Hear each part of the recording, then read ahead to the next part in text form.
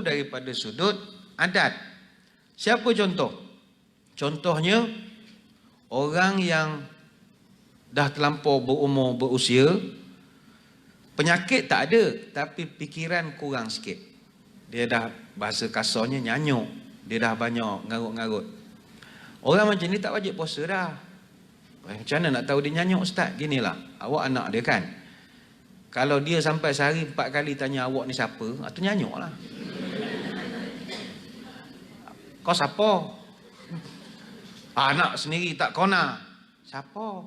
Anak sendiri tak kona, nombor 2. Dia malam kan tanya lagi, kau siapa?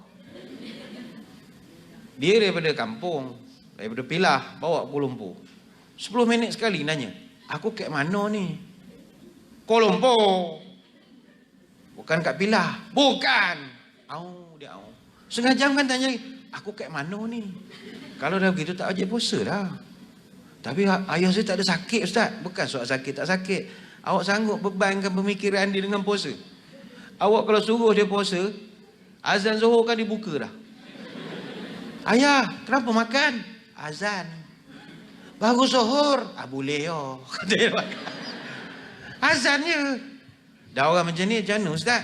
Dia orang tak payah puasa, cukuplah bayar fidyah, tak payah ganti pun. Kan orang yang ada ilmu senang. Yang tak ada ilmu, dia susah menyusahkan pula orang lain. Kalau gitu saya pun layak juga. Saya pun ada masa gila, Ustaz. Gila tak payah puasa. Orang gila memang tak payah puasa. Baik tu tuan-tuan, kalau jalan di Kuala Lumpur lah, kita hati kena siasa sangka baik. Nampak orang muka Melayu tapi makan. Kita jangan terus fitnah. Ini mesti dia jahat ni, syaitan ni, rajim ni. Nah. Sebab syarat pertama puasa Islam. Mungkin dia muka Melayu tapi bukan Islam. Kalau kita pergi Sabah, Sarawak, muka serupa kita ya. Tapi kadang nama pun Melayu. Tapi agama tak sama. Jadi kita, bukan Islam manggali dalam hati. Member kata-kata, bukan Islam apa, budak kampung aku tu. Kita sangka baik lagi. Mungkin dia belum balik. Sebab syarat puasa balik. Tak balik je, tengok misal dia tu keluar-keluar beridung. Tak balik benda rupa begitu. Kita ni nak sangka baik. Abang kali gila kamu. Gila betul. Dia memang ada gila sikit. Gila. Dia tak puasa sebab gila. Dia kita anggaplah orang tak puasa tu gila. Selesai masalah. Macam mana nak bayar fidyah untuk orang tua kita yang dah tak sihat macam tu? Fidyah 1 hari 1 cupak beras. Kalau kiraan di Kuala Lumpur 675 gram beras. Beras sebab kita ikut makanan ruji. Lepas itu saya selalu pesan orang Melayu mesti makan nasi. Kalau perempuan tak makan nasi sekalipun, mesti sebulan sekali ada cheating day, makan juga. Niat kita nak bayar fitrah. Sebab zakat kita semua ikut beras. Kalau perempuan dah 3 tahun tak makan nasi, kami terpaksa kira zakat perempuan ikut harga gandum. Mana kena pakai Majlis Agama Islam Itali punya kiraan. Tak boleh pakai wilayah ketuan. Kan satu kerja. Sebab orang Itali makan gandum, tak makan nasi. Sebab itu jangan, Hafsah tak makan nasi. Saya heran betul orang Melayu tak makan nasi. Makannya lah. Heran betul tengok orang Melayu tak makan nasi. Dia sanggup makan mie. Padahal mie dengan nasi sama adik-beradik itu. Sama berat je. Cuma dia rasa tertipu sebab dia kurus-kurus begitu ya. Nasi lagi kecil-kecil. Dia ikut makanan ruji. Biasanya fidyah 1/4 dari dia kira macam 1/4 daripada zakat fitrah. Itu cara senang nak kira. Artinya kalau KL wilayah, dia punya zakat fitrah RM7. Maknanya 1/4 darab bagi dengan darab RM7, lebih kurang dalam RM1.80. Satu hari lah. Itu kita bayar untuk ayah kita RM1.80 satu hari. So kalau 30 hari terus tak puasa macam mana? 30 darab RM1.80, lebih kurang dalam RM54. RM54 beli beras, bagi orang susah. Selesai masalah.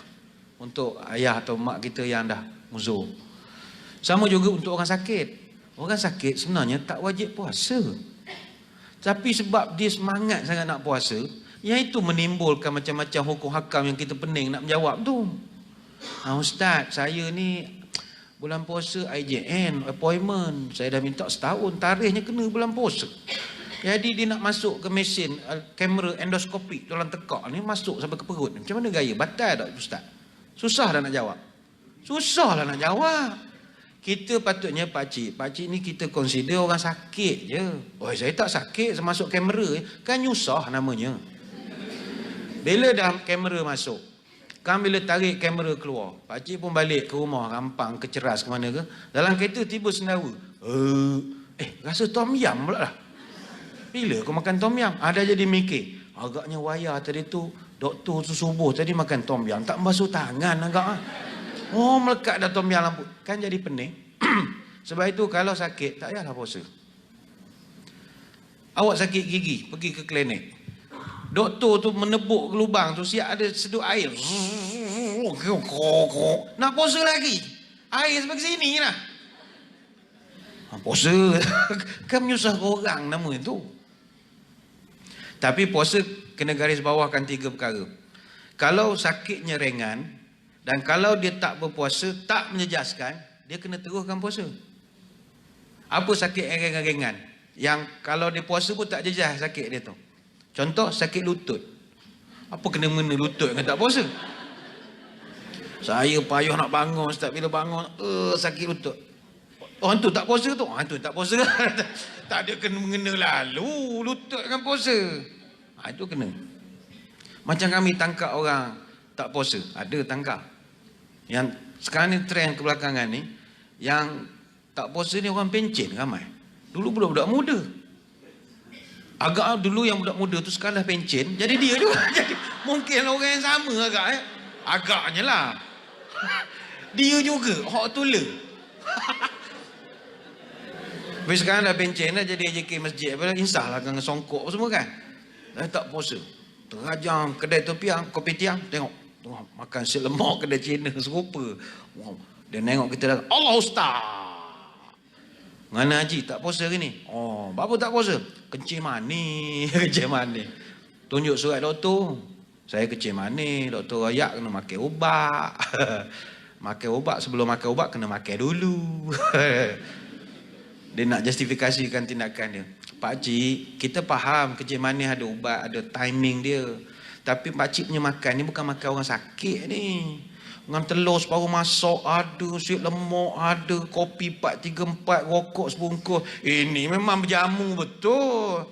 Dia yang alas perut nak makan ubat tu, Allah, roti-roti, beli roti kedai runcit tu je. Ini berjamu, itu kita marah. Atau ada setengah orang, tak puasa. Saya gastrik, saya ada surat doktor sign. Kita pun tengok surat, memang betul. Gastrik ini, kita tak nafi ada orang gastrik. Tapi kebanyakannya yang sekarang ni, gas tu sikit je, terik tu yang banyak. Bukan kita nak marah orang sakit. Jadi kalau setakat sakit lutut, kena puasa. Apa lagi sakit ringan-ringan? Kudih buta, kena puasa. Eczema, puasa. Jerawat batu, puasa. Apa kena-mengena? Apa lagi? Mati pucuk, sakit, kena puasa. Kalau dia mengadu, mati pucuk ni macam kasar sangat ayatnya. Kita tukarlah. Al-fucuk al-arwah. Nampak Islami sikit. Al-fucuk al-maut. Orang lelaki yang dah tak sihat, dia consider sakit. Tapi apa kena mengena benda tu dengan puasa? Awak kena puasa. Tapi yang kedua kata ulama, kalau sakit tu, bila dia sakit dan dia puasa, bila dia puasa, penyakit dia jadi bertambah teruk. Ataupun jadi lambat pula baik. Maka ketika itu dianjurkan tidak berpuasa dan dimakruhkan kalau dia terus puasa. Contoh dia ada kena mengambil ubat. Ubat ni pula biasa orang jantung-jantung ni ubat dia pelik-pelik. Cari darah lah, bawah lidah. Pelik-pelik ubat dia, bukan macam kita main telan-telannya. Jadi dia orang tu kadang kena makan dulu, kena ni. Itu kalau dia puasa, dia jadi lambat pula baik parut operation dia tu. Dia tak payah puasa lah. Tak payah puasa. Yang ketiga kata ulama, apabila seorang tu sakit dan kalau dia berpuasa menyebabkan dia jadi maut atau mudarat, haram puasa. Haram. Oh, sakit jenis macam mana ustaz yang boleh dapat tarah yang haram ni? Dia orang ada nak. Baik, penentuan haram tu ataupun maut satu penyakit itu ditentukan oleh pakar perubatan. Bukan oleh kawan-kawan kita. Kawan kita pegang demam. Panas ni. Engkau ni kalau puasa ni meninggal ni. Kita pun ya ke? Order McD. Kamu tak puasa? Mak khabar kalau aku puasa kita. Mak ni siapa? Kalau mak tu pegawai perubatan, kita terima.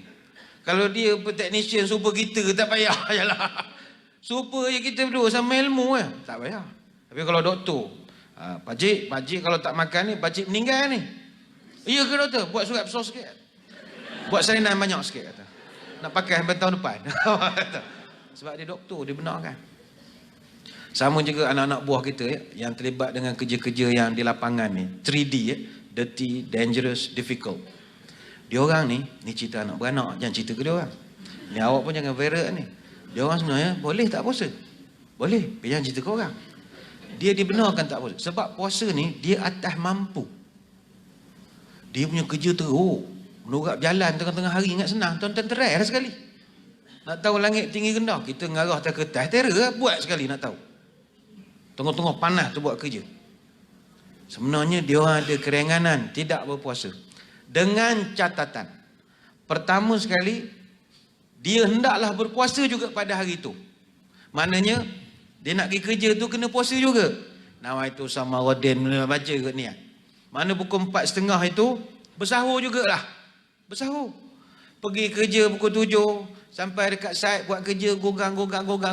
Masih berpuasa. Tiba sampai pukul 11-12 hari panas. Dia kata dahaganya berpinuh mata ni. Bukalah, tak ada masalah. Jangan dia siap sarapan kat rumah macam biasa dia buatnya. Goreng nasi sikit yang abang lagi kerja ni. Kan Ramadan. Abang ada pengecualian. 3D 3D. Tak boleh awak breakfast siap-siap pukul 7. Kokak, seokok dulu keluar kerja. Tak boleh. Sama macam kita musafir. Tuan-tuan musafir ada keringanan tidak puasa. Tapi boleh sarapan dulu di rumah. Jom kita sarapan dulu ramai-ramai nak balik kampung. Kan jam ni kat arah highway ni, makanlah siap-siap. Tak boleh, puasa dulu. Dah tak rot dengan jam, kaki ni tak boleh lurus dah. Main tukar minyak, menjalan-jalan nak balik ke Kota Baru. Singgah jalan McD belilah sekejap. Boleh.